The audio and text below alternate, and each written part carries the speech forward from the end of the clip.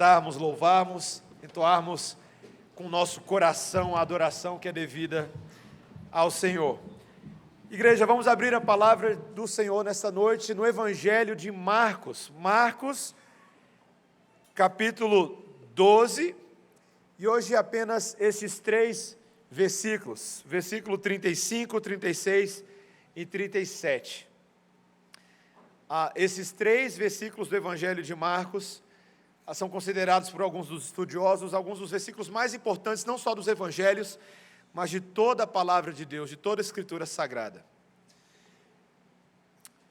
E à medida que lermos esses 3 versículos, então, peça ao Senhor para que fale ao seu coração e comunique vida e verdade e que aprendamos dele nessa noite. Marcos, capítulo 12, versículo 35, a palavra do Senhor diz assim: Jesus, ensinando no templo, perguntou: como dizem os escribas que o Cristo é o filho de Davi? O próprio Davi falou pelo Espírito Santo: disse o Senhor ao meu Senhor: assenta-te à minha direita, até que eu ponha os teus inimigos debaixo dos teus pés. O mesmo Davi chama-lhe Senhor. Como, pois, é ele seu filho?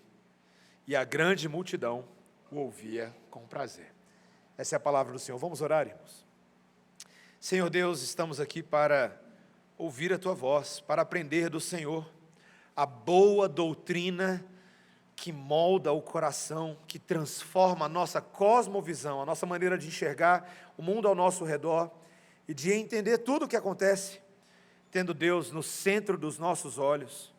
Espírito Santo nos leva a enxergar o nosso Deus exaltado nas alturas, o nosso Deus poderoso, e que seja a partir dele que nossa identidade seja refeita, em nome de Jesus. Amém. Meus irmãos, no dia 8 de setembro de 2022, a rainha Elizabeth II faleceu, depois de 70 anos de reinado, 70 anos de reinado, e essa notícia tomou conta da mídia no mundo inteiro. E aí, obviamente, quando as coisas acontecem com a coroa britânica, isso chama a atenção de todo mundo. A mídia ao redor do mundo gosta dos assuntos relativos à Inglaterra, principalmente o que se chama de linha de sucessão britânica, não é? Não bastou ela passar dessa para uma melhor e está todo mundo aí. Agora tem série no Netflix, tem filme e tem muita fofoca, né? Muita fofoca na internet também. Mas esse assunto da linha de sucessão é muito interessante, porque a Inglaterra ainda representa uma dessas antigas monarquias num mundo de sistemas modernos de democracia. E quando a gente fala de linha de sucessão, nós estamos falando daquela lista com o nome das pessoas que são consideradas membros do trono britânico, de acordo com os critérios estabelecidos em suas próprias leis. Por exemplo, 2 dessas leis, as mais importantes, o Bill of Rights e o Act of Settlement, elas determinam que os sucessores do trono britânico, por exemplo, eles não podem ser católicos. Sabia disso? Eles não podem ser católicos porque eles precisam preservar a continuação da igreja anglicana e a relação dela com a coroa inglesa. Ali em 2015 teve uma alteração nas regras de sucessão que, por exemplo, colocaram fim à preferência masculina.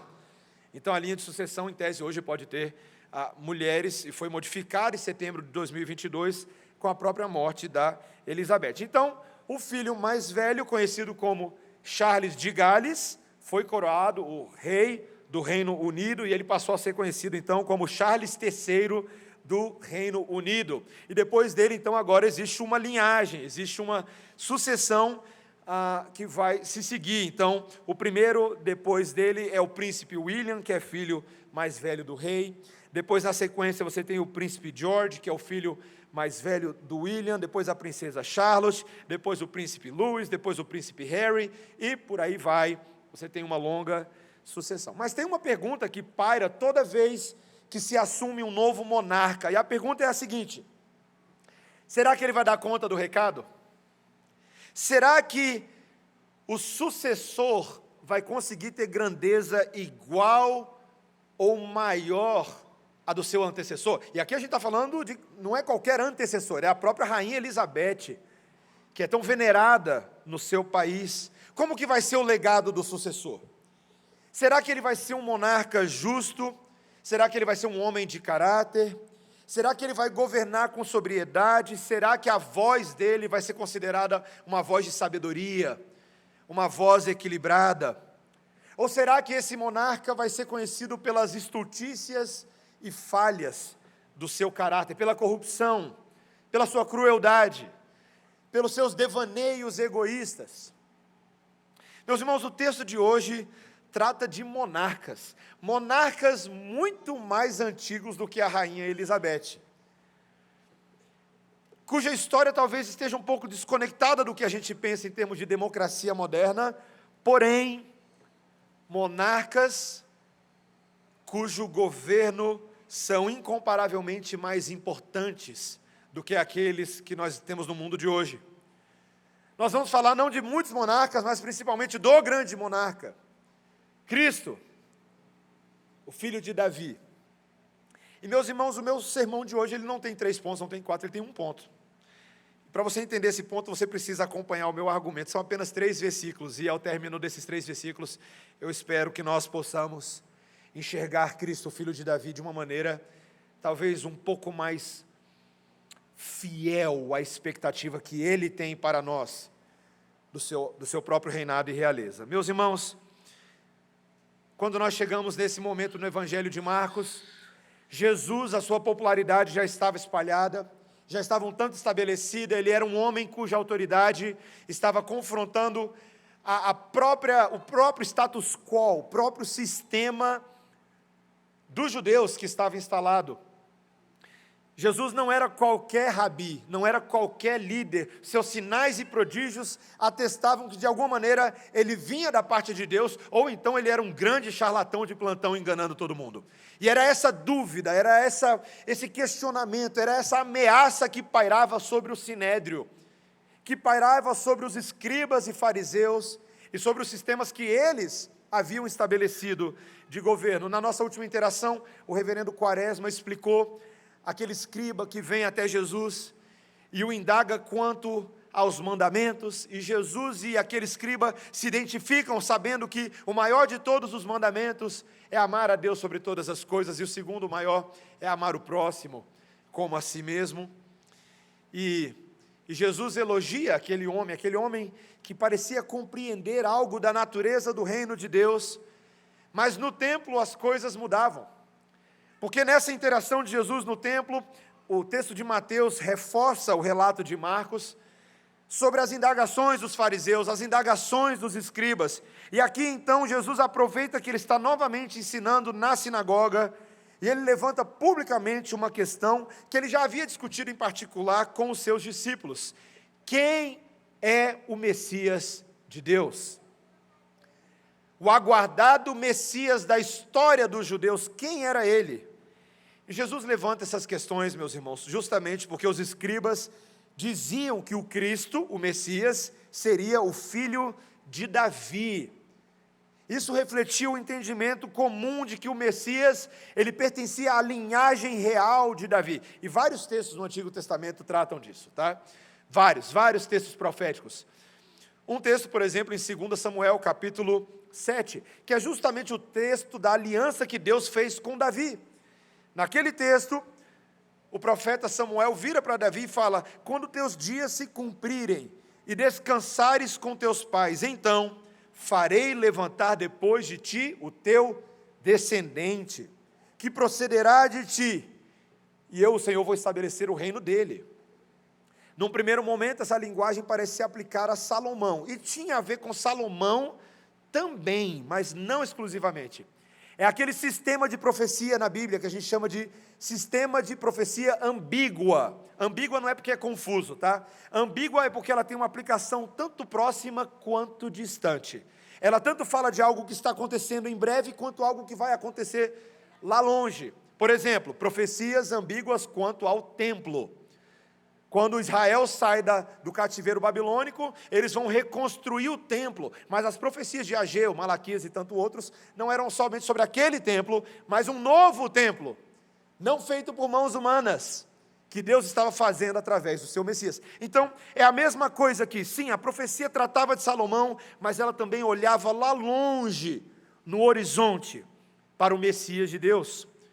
Outro texto mais explícito, mais claro, é o texto de Jeremias, capítulo 23, quando o profeta, no versículo 5, disse: eis que vem dias, diz o Senhor, em que levantarei a Davi um renovo justo, e rei que é, reinará, e agirá sabiamente, e executará o juízo e a justiça na terra. Isaías capítulo 11 traz uma profecia parecida com essa, falando sobre o rebento de Jessé, o filho, e de que do tronco de Jessé viria um que seria maior do que Davi. Então, meus irmãos, desde os dias dos profetas, esse era o grande passatempo dos judeus, tentar descobrir quando o Messias viria, quem seria o Messias, especialmente pelo que eles estavam vivendo dentro do Império Romano. Eles aguardavam um Messias que fosse restaurar a glória de Judá, a glória dos israelitas, que sofriam tanto na mão dos seus opressores, um reino terreno que subvertesse o militarismo romano, que subvertesse a injustiça e a opressão romana. E, meus irmãos, era uma bagunça na cabeça desses judeus. Provavelmente, como nós já vimos, foi essa falsa esperança deles que fez com que Jesus não afirmasse abertamente que ele era o Messias no primeiro momento. Ele aguardou o tempo para explicar essas coisas. Foi também por esse motivo que Pedro, quando reconheceu que Jesus era o Messias, então Jesus explicou para ele que o Messias deveria sofrer e morrer, e era necessário que essas coisas se sucedessem. Então, meus irmãos, como é que Jesus iria mostrar para esses homens, num culto, numa sinagoga, que a expectativa terrena deles estava errada?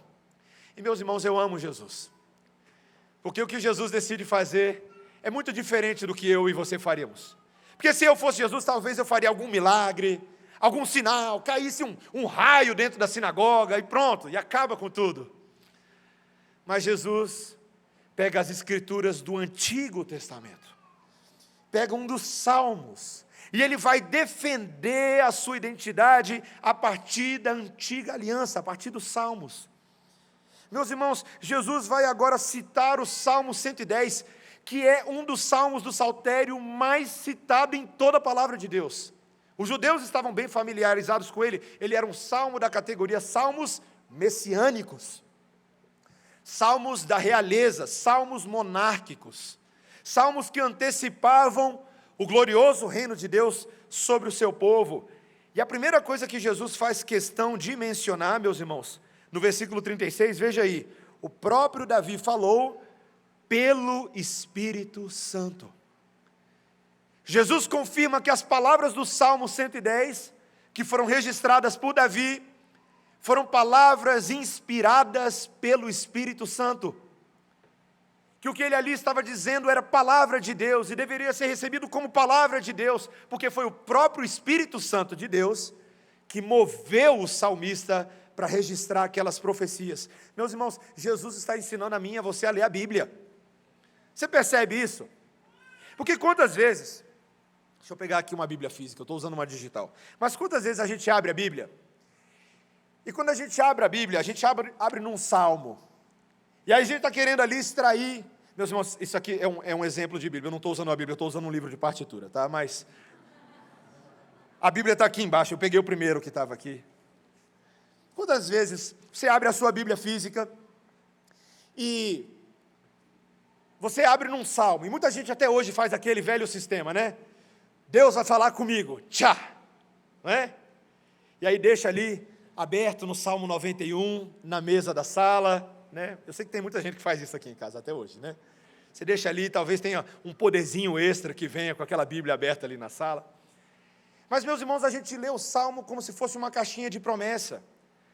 A gente caça alguma coisa para o meu dia hoje, alguma palavra que me inspire, porque eu tenho que resolver um problema no meu trabalho, eu tenho que fazer alguma coisa ali, então eu preciso de alguma coisa, eu preciso achar um salmo positivo. Aí quando eu leio, não, esse aqui não, porque ele fala que vai quebrar as cabeças de todos os meus inimigos, deixa eu achar um outro salmo aqui, que foi o salmo que a gente leu hoje, né?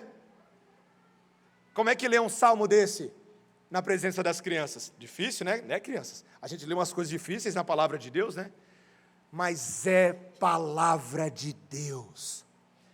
E a palavra de Deus, ela visa cumprir não o propósito e anseio do seu coração, mas ela visa apontar na direção que Deus quer. E se a Bíblia está falando que Deus vai falar sobre Jesus a partir dos Salmos, é porque você deveria estar caçando Jesus nos Salmos. Os Salmos são sobre Jesus, não só os Salmos messiânicos, mas os Salmos no geral, porque toda a palavra de Deus é sobre Jesus, inclusive o Antigo Testamento. Então esse deveria ser o seu filtro de interpretação. Como é que eu vou enxergar Jesus na palavra de Deus que eu estou lendo? Essa é a maneira de ler o Antigo Testamento, meu irmão, minha irmã. O Antigo Testamento apresenta Jesus para você de várias maneiras. Ele mostra Jesus por um sistema, às vezes, de profecia e cumprimento de profecia. Ele mostra Jesus por meio de personagens que encarnam o que Jesus faria. Patriarcas como Abraão, Moisés, como Davi. Ele mostra Jesus em contraste com a falsa esperança de Israel e a nova esperança que viria por meio do Messias. Meus irmãos, existem várias maneiras de enxergarmos Jesus. Compete a você estudar, compete a você entender, para você não ficar enxergando no Salmo somente uma promessa, para você passar a sua manhã, mas para você ter uma esperança que transcende todas as coisas. Os Salmos apontam para Jesus, e especificamente o Salmo 110 era sobre Jesus. Então Davi registra palavras, nesse primeiro versículo, veja a leitura comigo desse versículo 36, o próprio Davi falou pelo Espírito Santo: disse o Senhor ao meu Senhor, assenta-te à minha direita, até que eu ponha os teus inimigos debaixo dos teus pés. Disse o Senhor ao meu Senhor. Que misterioso Davi falar dessa maneira, né? O hebraico aqui é fascinante, meus irmãos, e é uma pena que a gente às vezes tenha poucas palavras no português para alcançar as nuances do hebraico, porque aqui é literalmente: disse Yahvé ao meu Adonai. Disse Yahvé ao meu Adonai. Disse o Senhor ao meu Senhor. É como se há a unidade de identidade entre eles, ao mesmo tempo que há distinção entre eles. Isso faz você lembrar alguma coisa? Quando você ouve coisas que são distintas e ao mesmo tempo semelhantes, nós estamos falando desse mistério desse Deus que é um e ao mesmo tempo tem três pessoas dentro dele. Então Davi estava ali antecipando esse mistério de uma trindade santa que se comunica internamente. E a promessa que um faz a outro é: assenta-te à minha direita, até que eu ponha os teus inimigos debaixo dos teus pés. Assenta-te à minha direita. Deus falando de alguém, de um Senhor, que Davi está chamando de Senhor, que se assenta à direita dele, até que nos tempos de Deus, todos os inimigos sejam lhe dados, e o cetro lhe seja conferido, e ele reine sobre os inimigos, e sobre todas as pessoas. Meus irmãos, todo judeu sabia que o Salmo 110, versículo 1, era sobre o Messias.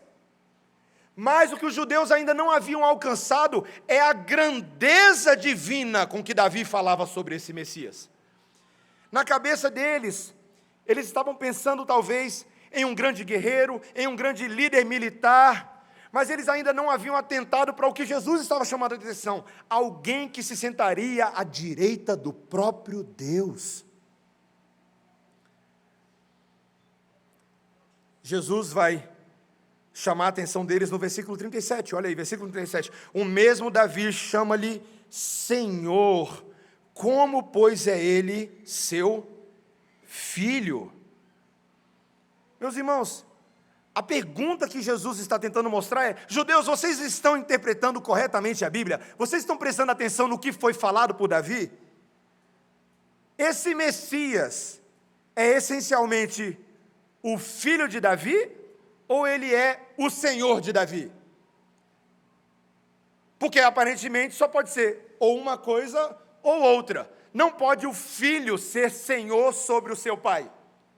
Não existe essa maneira. Como poderia Davi, e meus irmãos, a gente está falando de Davi. Se você quer falar de um ancestral honrado na história de Israel, Davi é a epítome da coisa, tá?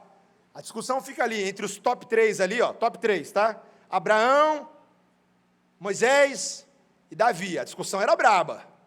Quem era o grande homem de Deus da antiga aliança? Para muitos era Moisés, para alguns era Abraão, mas para vários era Davi. Davi era o rei perfeito. O jovem Davi, que tinha no seu portfólio, que um dia ele matou um leão e outro dia ele matou um gigante, né? Com 5 pedrinhas, só bastou uma lá, ó. As crianças cantam isso aí na escola dominical, né? E arrancou a cabeça do gigante. Meus irmãos, é muito bom você ter um histórico de um herói assim na sua história, né? Você começa a comparar a sua religião com os outros, que fala, o que a sua religião tem, hein? O que tem? Ah, tem isso aqui. Rapaz, na minha religião, na minha tradição, tem um cara que arrancou a cabeça do gigante, rapaz. Davi era um homem elevado, era um homem respeitado. Mesmo quando pecou contra Deus, a forma como ele saiu da situação de pecado era elevada entre os judeus. Um homem que se arrependeu, um homem segundo o coração de Deus, um conquistador, um general, um vitorioso. Aonde Davi ia, ele vencia, meus irmãos. Mas Davi está falando de alguém que era superior a ele mesmo. Ele chama o descendente dele, o Messias, de meu Senhor. Na cabeça de um judeu, eles deveriam pensar assim, que loucura, deve ser um grande guerreiro humano, um grande político. Mas, meus irmãos, qualquer pessoa que reverenciasse a cultura dos ancestrais, dos mais idosos, vê imediatamente o ponto aqui. Isso aqui seria impensável. Seria impensável que um descendente fosse maior do que aquele que o antecedeu. Por exemplo, Alexandre o Grande. Ele não foi sucedido por ninguém nos seus dias que fosse tão grande quanto ele. Mesmo quando Antíoco Epifânio veio depois, a glória dele não se comparava. Alexandre era o grande homem dos gregos. A menos, meus irmãos, que esse Messias fosse mais do que humano. Pensa só comigo. Se Davi é o maior dos homens que já pisou na terra, se tem alguém que ele diz que é maior que ele, essa pessoa só pode ser sobre-humano, alienígena, é disso que eu estou falando. É sério, eu não estou brincando aqui. A palavra alienígena, ela tem uma conotação muito ruim para a gente, porque a gente pensa em filme de alienígena, não é? Só que você esquece que a palavra alien, a raiz da palavra alien que a gente usa no inglês, tem muito a ver com a ideia daquilo que é estranho a mim, aquilo que é externo a mim, aquilo que foge à minha normalidade. Sim, era disso que Davi estava falando. Aquele que é o Messias está acima da normalidade, ele transcende a normalidade, ele é maior do que a normalidade, ele é sobre-humano, ele é sobrenaturalmente o que ele é. É disso que Davi estava falando, meus irmãos. O Messias é singular, porque ele não é desse mundo. Ele está nesse mundo, mas ele vem de fora desse mundo. E depois você diz que não acredita em coisas que venham de fora desse mundo. É estranho, né? A gente tem dificuldade de pensar em alienígenas de filme, ok. Mas quando você pensa na encarnação do Filho de Deus, isso deveria ser algo absolutamente fascinante para mim e para você, meu irmão. Davi e Jesus estão antecipando que esse Messias seria exaltado à direita de Deus, seria um emissário da parte de Deus, e transcenderia em muito qualquer expectativa humana, política, social e econômica para um Messias. Meus irmãos, eu fico pensando, quando Jesus interagiu com os discípulos, e um desses discípulos, né, a gente pensa em Simão Zelote. Simão Zelote era alguém que havia sido treinado na ordem dos zelotes para cooperar com o Messias no momento que ele viesse para subverter a ordem romana. E eu fico imaginando, Jesus alcançou Simão Zelote, a gente não tem muitos detalhes de como isso aconteceu, mas eu fico imaginando o Zelote, todos os dias chegando para Jesus, Jesus, então é hoje que eu vou usar minhas técnicas, meu militarismo, minha faca. E Jesus olhando para Simão e tentando explicar para ele, Simão, eu acho que você ainda nem entendeu o que eu vim fazer. O meu reino não é deste mundo, Simão. O meu reino transcende em muito as picuinhas romanas. O meu reino está acima das expectativas terreais. Eu vim para fazer algo cósmico, que tem a ver com tudo e com todos. Esse era o Messias, meus irmãos. Os líderes religiosos não entendiam que o Messias seria muito mais do que um descendente humano de Davi. Ele seria o próprio Deus em forma humana. E qualquer judeu que ouvisse isso, diria blasfêmia na hora. Como é possível Deus assumir forma humana? Mas essa era a própria lei que eles não entendiam. Era isso que o Antigo Testamento estava antecipando, meus irmãos. Quando João Batista, nos dias dele, e ali João, o discípulo, fazendo uma análise de João Batista, ele fala, João Batista veio para preparar o caminho daquele que viria. E você tem o início de João, que fala que Jesus era o verbo, e Jesus era o verbo que estava com Deus e era Deus, está vendo? Estava com Deus e era Deus. E João registrou no capítulo 1, versículo 14, e esse verbo divino, eterno, infinito, ele se fez carne, e ele habitou entre nós, cheio de graça e de verdade, e nós vimos a sua glória, glória como do unigênito do Pai. Meus irmãos, exploda a sua cabeça comigo aqui agora, tá? Gênesis 1, no princípio criou Deus os céus e a terra. João 1:1, no princípio era o verbo, e o verbo estava com Deus, e o verbo era Deus. É a mesma situação. O Filho de Deus é o Deus criador e o agente da criação. E João está falando, este que criou todas as coisas tornou-se homem e habitou entre nós, e nós vimos e conversamos e falamos com ele e abraçamos ele e choramos com ele e comemos pão com ele. O verbo de Deus se encarnou. Meus irmãos, é muito absurdo o que está sendo falado. Pastor Charles Spurgeon, ele disse certa vez, e aqui eu abro aspas e cito ele, que o cristianismo repousa sobre 3 grandes pilares: a encarnação do Filho de Deus, a crucificação e a ressurreição do Senhor Jesus Cristo. E ele diz, a encarnação sozinha não poderia redimir homens pecadores, mas ao mesmo tempo, fora da encarnação, não poderia haver qualquer esperança, não poderia haver sacrifício propiciatório que pudesse tirar o nosso pecado. Deus se fez homem para morrer, Deus se fez homem para morrer. E Spurgeon diz, portanto, nós não podemos exagerar no mistério da união do humano e do divino, naquele que foi tanto Filho de Deus, como Filho de Maria. Spurgeon, Belém, Calvário e o sepulcro vazio, todos devem igualmente comover nossas almas e atrair nossos corações para Deus em admiração, amor e louvor. O mistério do Deus eterno que se faz homem, Deus homem, 100% Deus, 100% homem. Esse é o mistério, mas é um mistério essencial para mim e para a sua fé hoje à noite, meus irmãos. Quantos de vocês já ouviram ou conhecem alguma coisa a respeito de William Ashley Sunday, ou o apelido dele é Billy Sunday? Eu não sei se você gosta de beisebol.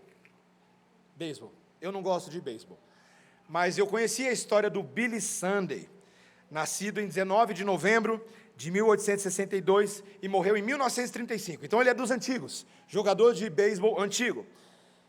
Foi jogador da Liga Nacional de Beisebol, mas também foi considerado amplamente o evangelista americano mais influente durante as 2 primeiras décadas do século XX nos Estados Unidos.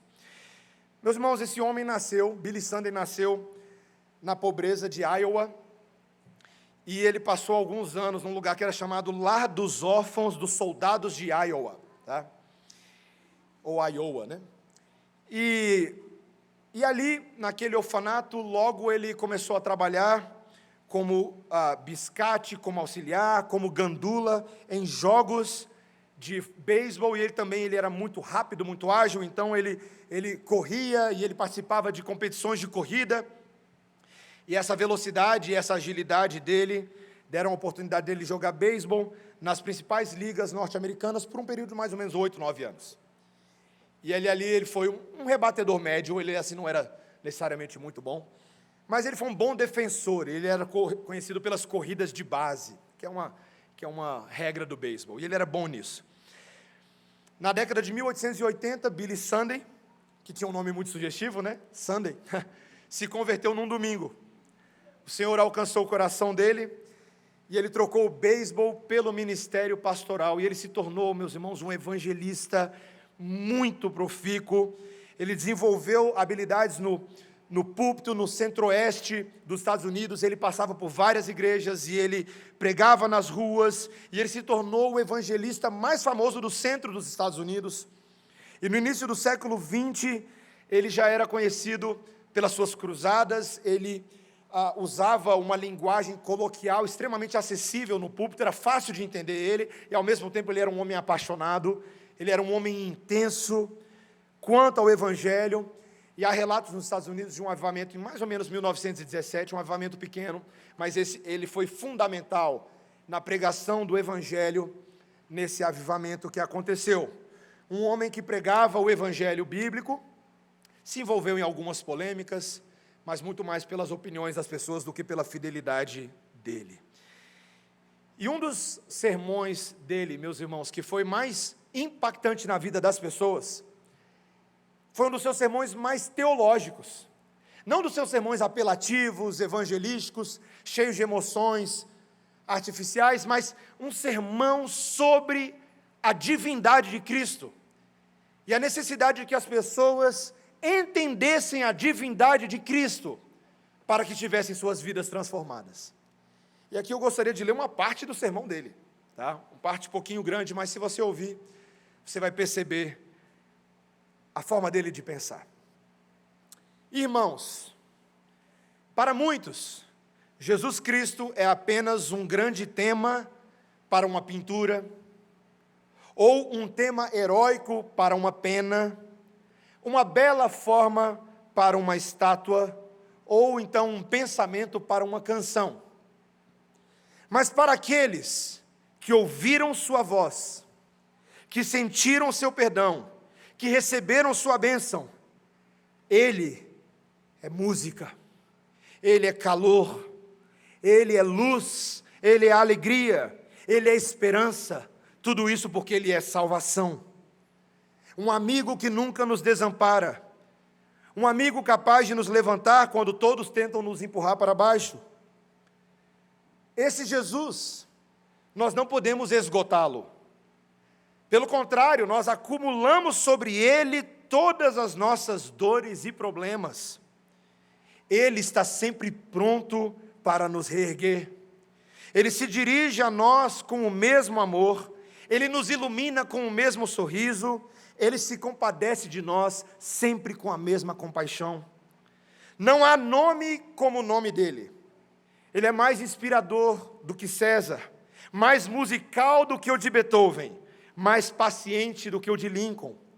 O nome de Jesus pulsa com toda a vida, chora com todo o pathos, geme com todas as dores, se curva com todo o amor. Sua respiração é carregada de perfume. Quem, como Jesus, pode se compadecer de um órfão sem teto? Quem, como Jesus, pode acolher um filho pródigo em casa? Quem, como Jesus, pode tornar um bêbado em um homem sóbrio? Quem, como Jesus, pode iluminar um cemitério recheado de sepulturas?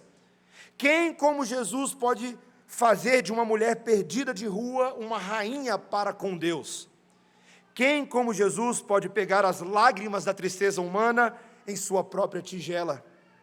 Não há metáfora com a qual expressar verdadeiramente Jesus. Ele não é como uma explosão de uma orquestra, muito alta e talvez até um pouco desafinada. Ele não é como o mar quando é fustigado por uma tempestade, isso seria barulhento demais. Ele não é como uma montanha envolta em raios, coberta de neve, isso seria muito solitário e remoto. Ele é o que a Bíblia diz que ele é. Ele é o lírio do vale, ele é a rosa de Saron, ele é um vendaval de especiarias da parte do próprio Pai. Ele é o nosso incomparável e mais do que incomparável Cristo. Meus irmãos, Jesus é o filho de Davi que nós, nessa noite, desesperadamente precisamos.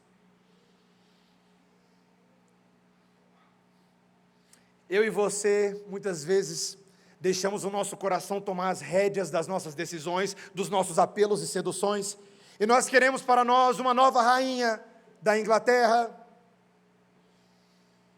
nós queremos para nós algum representante mundial que abarque toda a mazela humana, para não ficar tanto gringo nem distante de você, e para doer em você e em mim de verdade. Ou você quer um novo Bolsonaro ou um Lula 3.0. Nós queremos alguém que seja capaz de abarcar todas essas virtudes, todas essas características, numa única só pessoa. Má notícia para você, meu irmão, não existe essa pessoa entre os homens. Boa notícia para você, meu irmão, existe essa pessoa entre os homens, só que ele é Deus ao mesmo tempo. Ele é o Filho de Deus, ele é o Filho de Davi, ele é Jesus. Pare, meu irmão, minha irmã, hoje, você tem 3 versículos de Marcos, e eu tenho 3 versículos de Marcos, para que a gente pare de olhar para os lados e olhe para cima. Para aquele que tem poder e teve poder para ressuscitar sobre a própria morte. Me dá qualquer líder humano que consiga fazer isso. Mandela, Martin Luther King, Gandhi, bota aí, vai lá, faz a sua lista. Meus irmãos, é mais do que reconhecer o poder dele, é dobrar-se diante dele, é adorar o Senhor, é pegar a coroa que você tem construído para si mesmo e falar: Senhor, isso aqui não vale porcaria nenhuma, permita-me render aos teus pés, como os 24 anciãos na cena de Apocalipse capítulo 4, os próprios anciãos celestiais, 24 que representam a totalidade das 12 tribos de Israel e dos 12 apóstolos do Novo Testamento, aqueles mais importantes anciãos, pegam suas próprias coroas e falam: nós não somos nada, Tu és, Senhor, o dono da vida, Tu és o Deus verdadeiro. E eles apresentam a Jesus, e consagram a Jesus tudo o que eles são, e desistem de tudo o que eles são, por amor daquele que é tudo em nós, meus irmãos. Eu e vocês não fomos feitos para ouvir um belo sermão no domingo à noite. A gente foi feito para desistir da gente e se render ao Senhor Jesus Cristo. É isso que a gente foi feito. Você sabe o que significa se render? Se você já passou pela experiência de ser assaltado por um meliante, é uma experiência muito ruim, não é? Ser pego de surpresa, né? Gui está rindo aí, né? Ser pego de surpresa. Quando você está entrando no seu carro e alguém chega com uma arma na sua janela, e você se sente completamente vulnerável, temeroso, receoso pela sua própria vida, assustado com medo de morrer. É uma terrível experiência para aqueles que já passaram. Eu nunca passei por isso, mas quando eu era criança, eu passei por um assalto de um menino mais velho que roubou o meu boné e roubou o meu jogo de tabuleiro embaixo do meu próprio prédio. E é uma experiência que eu não desejo para ninguém. Foi terrível. Mas, meus irmãos, quanto mais e melhor é ser assaltado de surpresa pelo Deus verdadeiro. Aquele que quando se apresenta a você e ele fala, renda-se, você fala, eu me rendo. Você é pego desarmado. Não há nada que você possa fazer como Isaías, no capítulo 6, que quando viu a glória do Senhor invadiram aquele templo, e as abas das suas vestes escorriam por sobre o trono, e os serafins e os anjos cobriam suas faces e cobriam seus pés. Isaías falava, ai de mim. Meus irmãos, esse é o rendimento do crente, ai de mim, Senhor. Mas ao mesmo tempo que esse temor por causa da glória e da santidade de Deus nos assusta, esse é o mesmo Deus que vira para a igreja e fala, não temas, nem te espantes, esse é o Senhor teu Deus que vai contigo por onde quer que fores, foi o que ele falou para Josué. Esse é o Deus que, em vez de nos assustar e manter sob a ditadura do medo, Ele nos liberta do medo, do cativeiro da idolatria do nosso coração, para que o sirvamos desimpedidamente, alegremente e livremente. Esse é o nosso Deus, esse é o Cristo, o Filho de Davi. Todos aqueles personagens bíblicos ilustram a nossa ansiedade, o nosso medo, a nossa depressão, a nossa baixa autoestima, a nossa não aceitação. Cristo vira para você quando Ele te rende e fala, desiste de tudo isso, abre mão do seu próprio coração, abra mão da sua vida. E Ele convida pecadores a fazerem parte de uma sucessão monárquica real.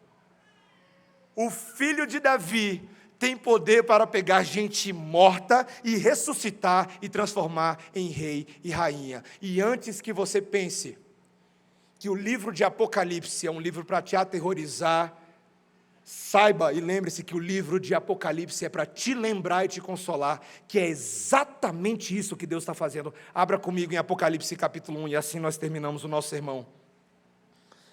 Apocalipse capítulo 1.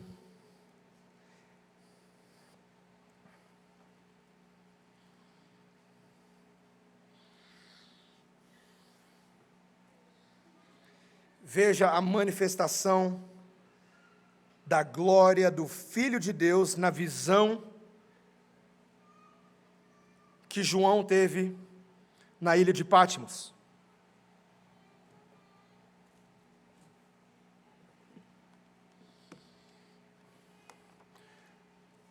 Ouça essa leitura, meu irmão, com o assombro que ela enseja em nós.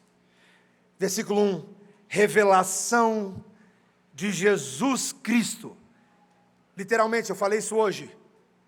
O grego é apocalipse de Jesus Cristo. Apocalipse. Apocalipse é revelação. Não é revelação mal assombrada, é revelação de Jesus Cristo.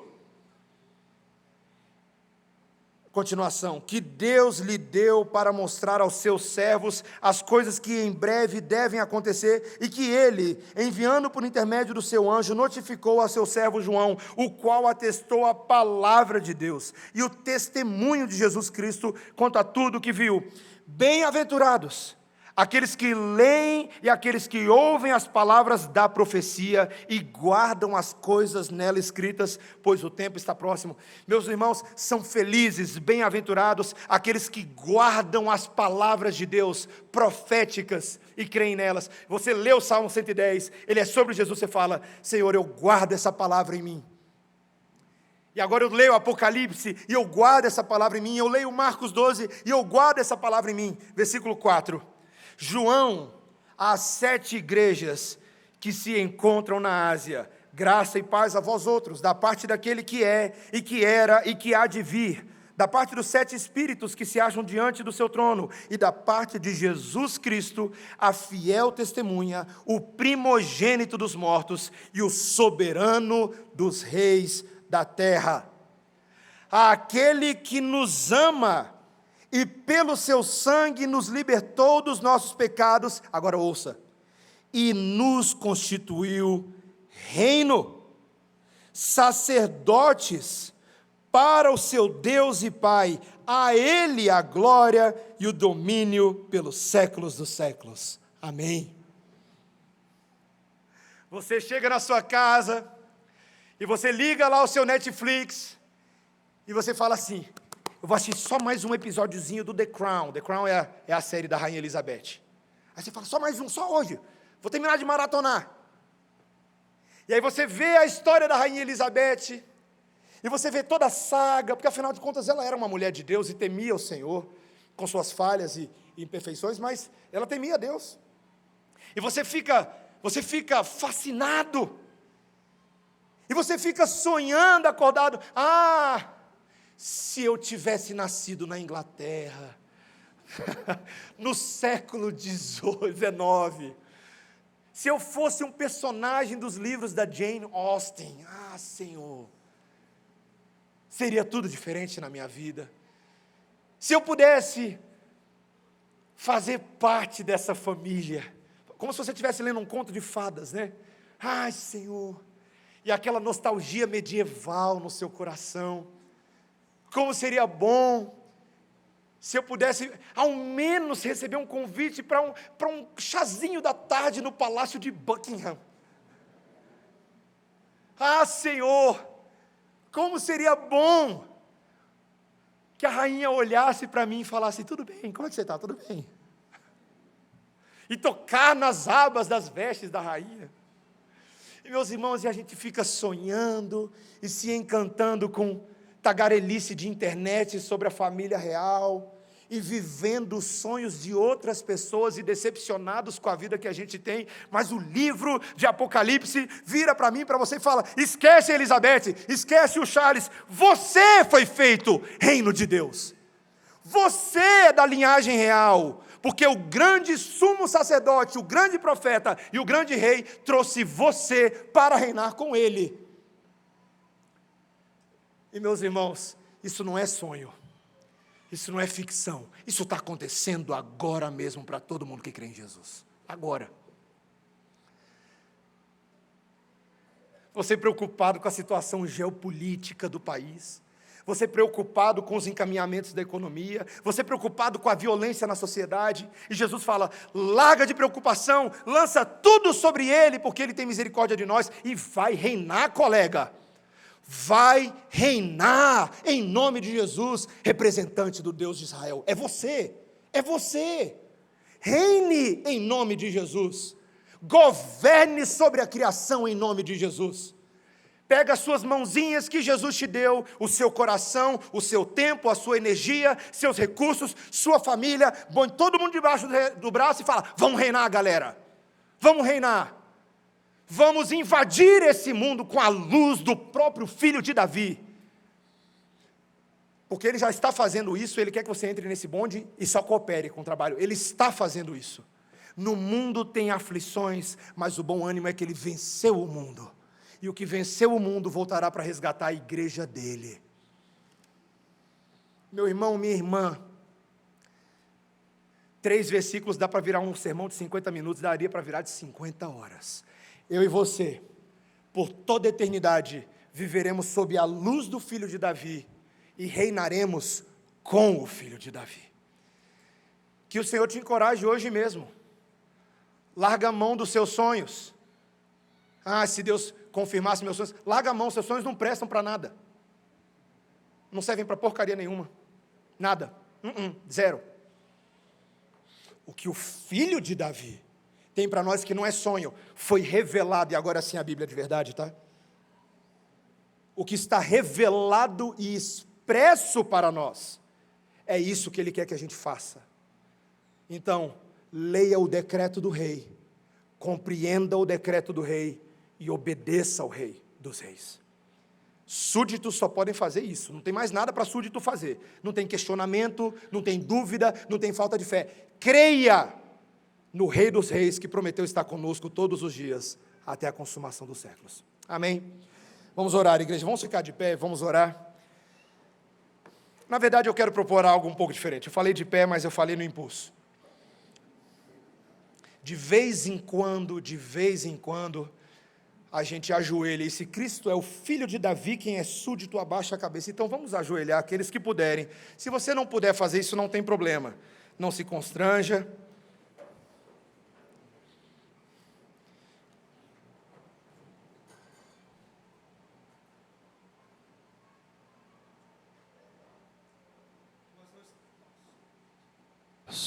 Nós não estamos hoje à noite aqui para, como falamos, apenas cumprir um ponto religioso. Nós estamos hoje à noite aqui para nos dobrarmos em nossos corações e em nossas vidas ao Rei dos Reis. Então, de joelhos, fale com Deus, coloque o seu coração, reconheça a autoridade dEle, e em instantes eu vou fazer uma oração.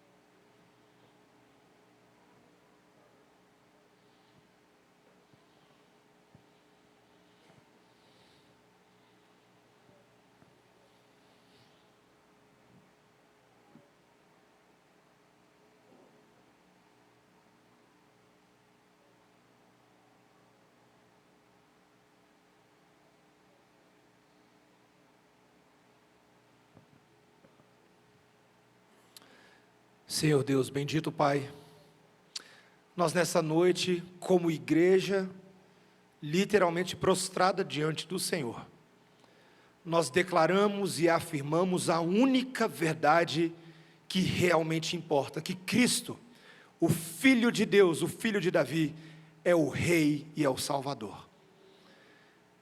Nós fazemos neste momento um ato, Senhor, de colocarmos nossas vidas diante do Senhor, reconhecendo, Senhor, tantas as vezes que nós temos buscado governar e reinar segundo nossos interesses, e temos invertido a lógica da adoração, e nos colocado no lugar do Senhor.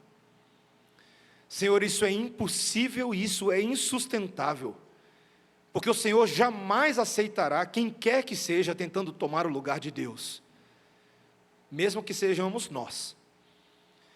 Então, Senhor, neste momento nós reposicionamos o nosso coração diante da Tua autoridade, e buscamos a Tua face, e declaramos o Teu poder, a Tua soberania, o Teu governo, a Tua majestade, o Teu domínio, antes de todas as eras, nesta era presente e em todas as eras que virão. A Ti, Senhor, pertence a salvação. Senhor, obrigado porque podemos nesta noite verdadeiramente adorar. Nós adoramos quando ouvimos, quando cultuamos, quando cantamos, quando oramos, mas também adoramos quando desistimos do nosso jeito e nos rendemos a Ti. Senhor, eu Te peço pela misericórdia que há em Cristo Jesus, que nenhum dos meus irmãos e irmãs nessa noite saia daqui no alto da empáfia da sua soberba e arrogância. Que cada um de nós, Senhor, seja verdadeiramente humilhado diante do Senhor. Move o nosso coração pelo Espírito, Senhor. Que essa oração seja instrumento da Tua graça, para que nós nos humilhemos debaixo da potente mão de Deus. E que nós, como igreja, sejamos reconstruídos e reerguidos como reis e representantes de Deus, para fazer a obra de Deus e tornar o nome de Deus conhecido sobre a terra. Dá-nos a intrepidez e a ousadia que o Espírito Santo, o mesmo que inspirou as palavras de Davi, e nessa noite está presente entre nós, em nossos corações, que Ele encha o coração dessa igreja com intrepidez e ousadia para cumprirmos o Teu chamado, Senhor. E que nós não nos envergonhemos do Evangelho, que é o poder de Deus para a salvação de todo o que crê. E que em nome de Jesus e no poder do Evangelho, nós avancemos a causa de Cristo sobre a terra, até o dia que o Senhor voltar, para não somente estabelecer um reino que já começou, mas para dar continuidade à maravilhosa obra da eternidade. Senhor, faz isso em nós e faz isso a despeito de nós, em nome de Jesus. Amém. Amém. Os irmãos podem se assentar.